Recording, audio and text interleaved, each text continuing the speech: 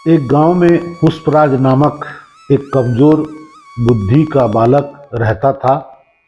पढ़ने लिखने में उसका मन नहीं लगता था। उसके सभी मित्र पढ़ने के लिए पाठशाला जाते, पुष्पराज भी बेमन से उनके साथ में जाता था। लेकिन पाठशाला में गुरुजी द्वारा पढ़ाई जाने वाली कोई भी पाठ उसके समझ में नहीं आती थी। गुरुजी पुष्पराज को समझाने का बहुत प्रयास करते, परंतु पुष्पराज के समझ में कुछ नहीं आता था। कारण कि पढ़ाई में पुष्पराज का मन जो नहीं लगता था। दिनों दिन पढ़ने लिखने में वह कमजोर होता गया और परीक्षा में फेल हो गया। उसके सभी साथी अगले कक्षा में चले गए, पुष्पराज उसी कक्षा में रह गया।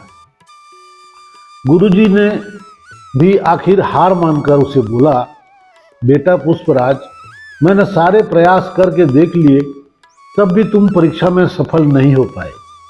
पढ़ाई लिखाई में मन लगाओ, तभी सफल हो पाओगे, वरना समय और जीवन दोनों बर्बाद होगा। एक दिन पुष्पराज के मित्र परीक्षा परिणाम को लेकर उसका मजाक उड़ाने लगे, उसे चिढ़ाने लगे, तो पुष्पराज दुखी मन से अकेला जंगल की ओर चला गया और एक पेड़ के नीचे एकांत में बैठकर कुछ सोचने लगा।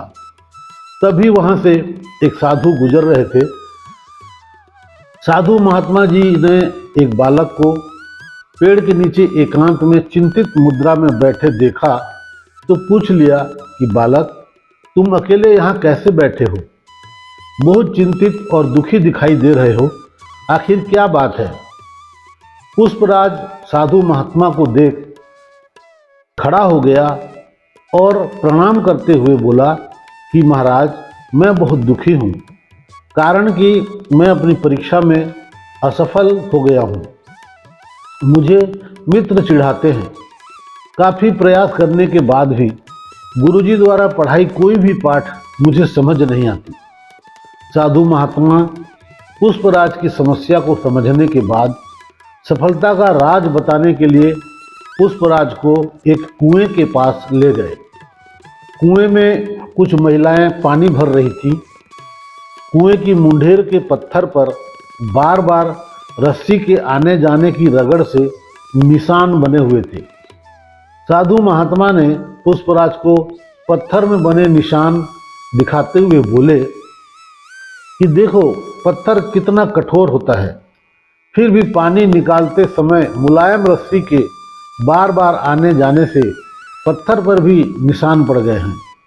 मतलब निरंतर अभ्यास से निश्चित ही सफलता प्राप्त कर सकते हैं। तुम दृढ़ निश्चय, दृढ़ संकल्प के साथ निरंतर अभ्यास करते रहो, निश्चित ही सफलता प्राप्त करोगे। सफलता का यही मूल मंत्र है। इसमें संत कबीरदास जी का एक दोहा है, करत करत अभ्यास के जड़मति होत सुजान, रसरी आवत जात ते सिल पर परत निशान। इस दोहा में अभ्यास की महत्ता बताने के लिए कुआं का सहारा लिया गया है। कबीरदास जी ने अपने इस दोहे के माध्यम से हमें ये संकेत दे रहे हैं कि निरंतर परिश्रम करते रहने से असाध्य माने जाने वाला कार्य भी सिद्ध होकर सफलता को प्राप्त कराता है।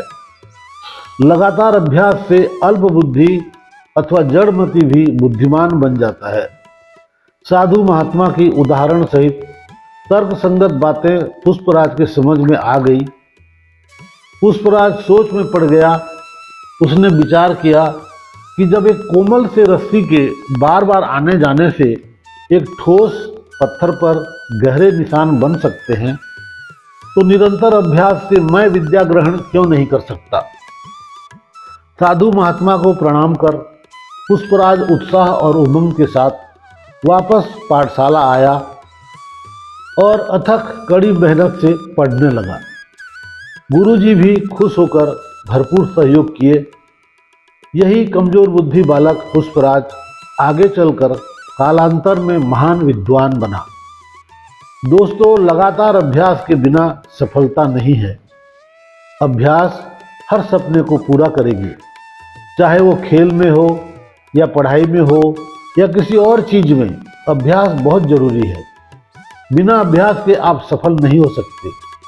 अगर आप बिना अभ्यास के केवल भाग्य के भरोसे बैठे रहोगे तो आखिर में आपको पछतावे के सिवा और कुछ हाथ नहीं लगेगा। इसलिए अभ्यास के साथ दृढ़ निश्चय, धैर्य, कठिन परिश्रम और लगन रखकर आप अपनी मंजिल को पाने के लिए जुट जाइए। सफलता आपके कदम चूमेगी। पुष्पराज की यह प्रेरणादायक कहानी आपको कैसे लगी, कृपया कमेंट बॉक्स में लिखकर बताने की कृपा करें। कहानी अच्छी लगी तो कृपया ऐसे ही कहानी सुनने के लिए मेरे YouTube चैनल को सब्सक्राइब करने की कृपा करें, बड़ी मेहरबानी होगी। आज के लिए बस इतना ही। फिर मिलते हैं एक नए वीडियो में नए कहानी के साथ। तब तक के लिए आप सदा आनंद से रहें, खुश रहें, स्वस्थ रहें, अपना और अपनों का ख्याल रखें। शुक्रिया दोस्तों, शुक्रिया।